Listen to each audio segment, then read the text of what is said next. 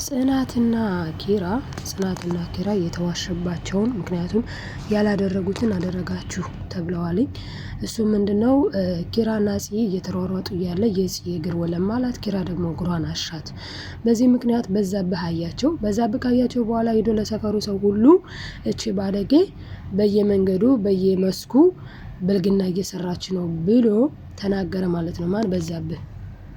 እና ኪራ ደግሞ የበዛብህን ዋጋውን ሰጥቶታል። ምንድነው ያደረገው? እንግዲህ በዛብህን ደብድቦታል ማለት ነው። ይሄ ከባለፈው ላስታውሳችሁ ብዬ ነው። የዛሬውን እንቀጥልላችሁናል። ሰላም ውዶቼ እንዴት ናችሁ? ሰላማችሁ ይብዛ በያላችሁበት። ይህንን ቪዲዮ ውስጥ ጀምሩ። ላይክ፣ ሰብስክራይብ፣ ሼር እያደረጋችሁ ጀምሩ እና ላይክ ማድረጋችሁን አትርሱ ማለት ነው። ዛሬ ይዤላችሁ የመጣሁት ተወዳጁን ጽናት ድራማ ነው ማለት ነው። እንግዲህ ጽናት ድራማ በጣም ደስ የሚል ድራማ ነው። አሁን ኪራና ጽ በጣም ደስ በሚል ሁኔታ ተመልሰዋል፣ ማለትም ተፈቃቅረዋል ማለት ነው። ፍቅር ከሁሉ ይበልጣል ማደል ነገሩ እና ሁለቱ ተፋቅረዋል ማለት ነው። ወደ ድሮ ፍቅራቸው ተመልሰዋል። በዚህ ሁኔታ እንግዲህ መስክ ላይ እየተጫወቱ ያለ ኪራ ሲያሯሩጣት ጽናት ምን አደረገች?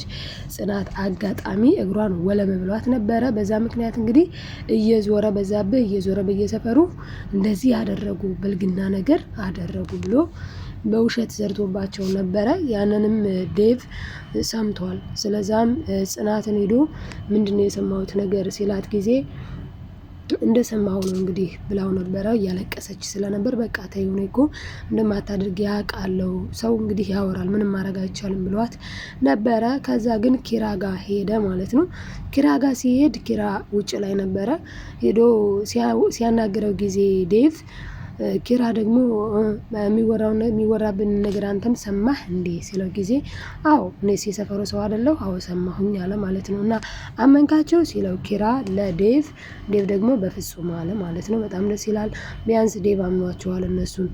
ሌላው ሰው ግን ጽናት ወንጀለኛ እንደሆነች ወይም ደግሞ በአስፓልት ማለትም በመስክ መጥፎ ነገር እንዳደረገች እያደረጉ እያወሩባት ነበረ። ኪራ የወሰደው ቀጥታ ምንድነው? እሱን መምታት ነው። ይሄንን ወሬ የዘራውን ሰውዬ በዛብህን መደብደብ ስለነበረበት ሄዶ ደብድቦታል ማለት ነው። በእርግጥ አንዳንዴ ስሜታዊ ስንሆን የማንፈልገውን ነገር እናደርጋለን። ልላችሁ የፈለኩትን ነገር በእርግጠኝነት ተረድታችሁኛል ብዬ አስባለሁ። ኪራ ደጋግመው አባባን በዚህ እኮ አመለ ስንቱን ነገር አጥታን፣ በዚህ ችኩልነትህ፣ በዚህ ማለት በቃ በዚህ ቁጣ፣ በዚህ ፍጥነትህ ብዙ ነገር ሆኗል እያለው ነበር አባባ። እውነት ለመናገር ኪራ በዚህ ችኳሉ ብዙ ነገር ነው የከሰረው። እናቱ በጣም ብዙ በቃ እና ራሱንም እንኳን ተናዶ አይደል እንደ አባባን ያኔ እኮ አባባን ባይመታ ዴቭን እመታለሁ ብሎ አባባን ስለመታ እኮ ነው ወደ አዲስ አበባ ሄዳለሁ ሲል መኪና ይገጨው እና በዚህ በስሜታዊነቱ ብዙ ነገር ነው የደረሰበት። ለዛ ነው ዴቭን መጥቶ ኪራ ሴት ነው ሲላት ጊዜ ጽናት ደግሞ ቤት ነው እንዴ ከቤት እንዳትወጣ ብየዋለሁ፣ ደግሞ እዚህ መንገድ ላይ አንዱ ጋር ቢጣላስ ብዬ ፈርቼ ያለችው ለዴቭ ማለት ነው። ዴቭ ደግሞ እውነት ለመናገር እንደው በዚህ ከሆኑ ላንች ራሱ ያስፈራል ብሏታል። አዎ አንዳንዴ በጣም ቸኳላና በጣም በስሜት ብቻ የምንጓዝ ስንሆን በጣም ብዙ ነገር ልናጣ እንችላለን። ከባድ ነው እና ስለዚህ ጽ ደግሞ ይሄን ነገር ታስብበታለች። ኪራ መቼ ነው የሚስተካከልልኝ? ይሄንን ቁጣውን መቼ ነው የሚተውልኝ? እያለች ስትናደድና ማለት ስታብሰለስል እንሰማታለን ማለት ነው።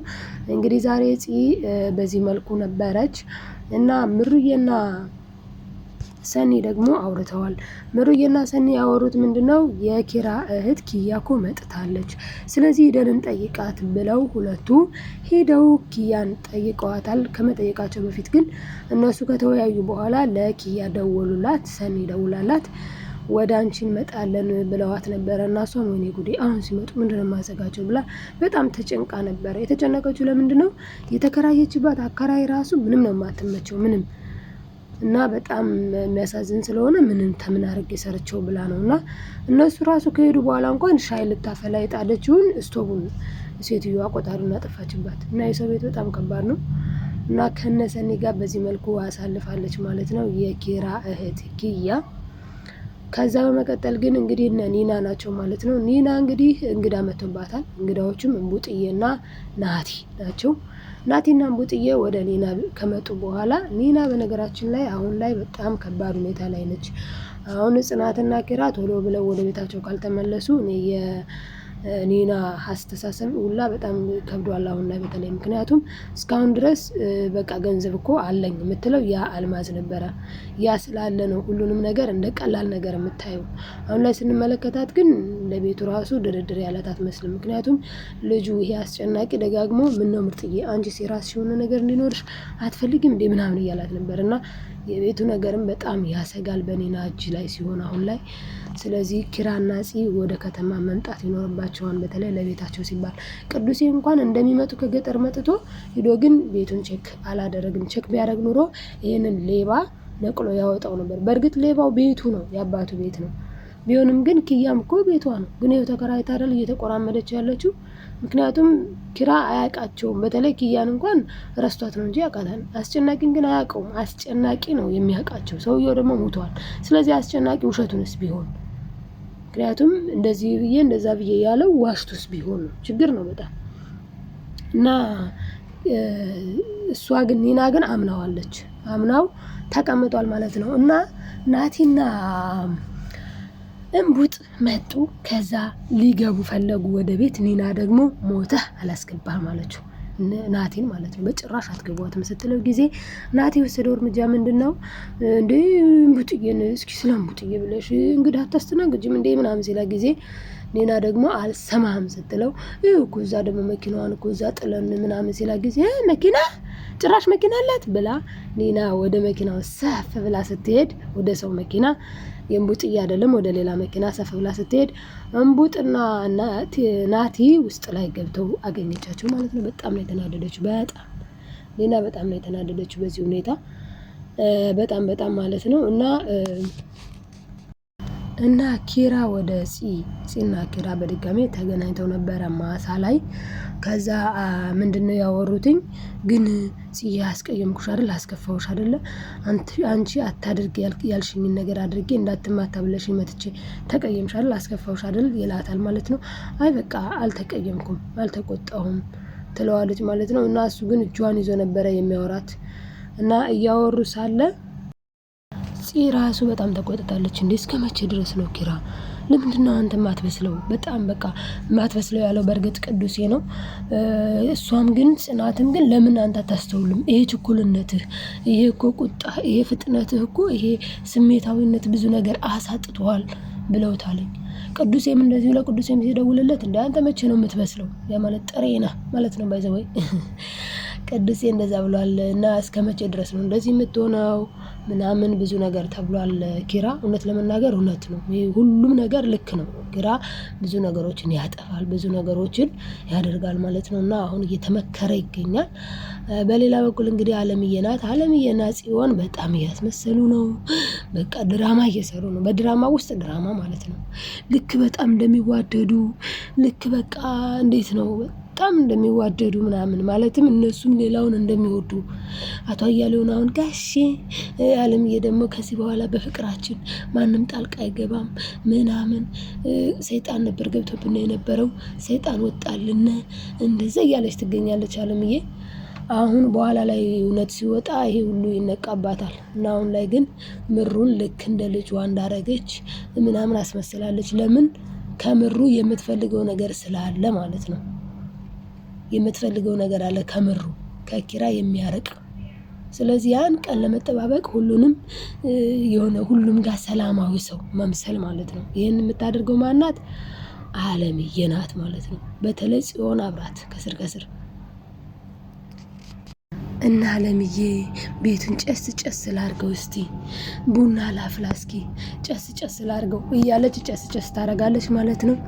አቶ አያሌውም አረ ደስ ይላል እኮ ጨስ ስታረጊ የድሮ ፍቅራችን ተመለሰ፣ ቤታችን መውቀ ደመቀ ይላል። እንደሱ ንጹህ ልብ መስለው ማለት ነው። አለምዬ ግን ንጹህ ልብ አይደለችም፣ መቼም ልትሆንም አትችልም።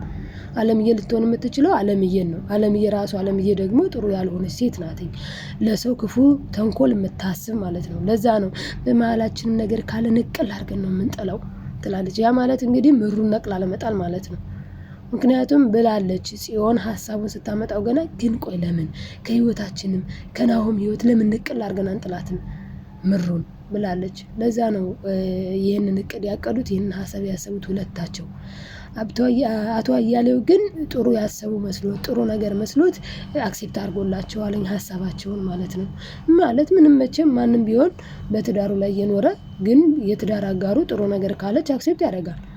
እና አፓፓ እንደዛ አድርጓንኝ ጋሼ አለች ደግሞ ጽዮን። ማስተካከል ያለብኝን ነገር ለማስተካከል ዝግጁ ነኝ። ምንም እንኳን ልጃችሁ ባልሆንም እዚህ ቤት እስካለው ድረስ ማስተካከል አለብኝ ማለት ነው እያለች እየተሟዘዘች ነው።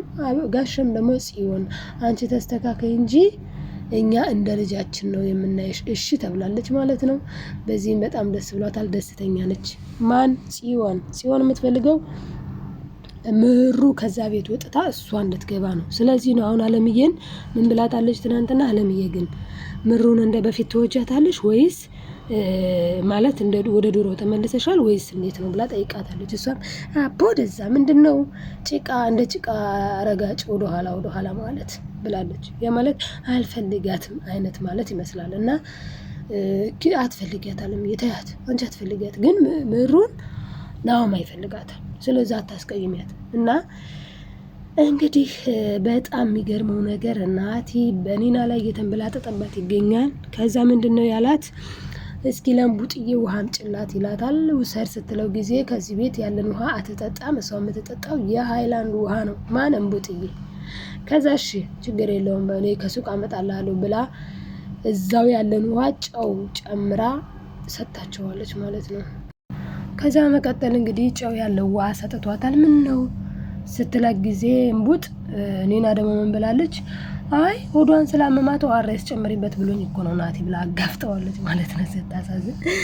ከዛ መቀጠል እንግዲህ እነ ሰኒ ደውለውላት ነበረ ለኒና ኪያ ቤት አድርሽን ብለው ማለት ነው። እሷ ደግሞ ኧረ ጦርነት ላይ ነኝ ብላለች። እውነት ነው ጦርነት ላይ ናት። ማን ጋር ካላቸው አሸናፊ ጋር።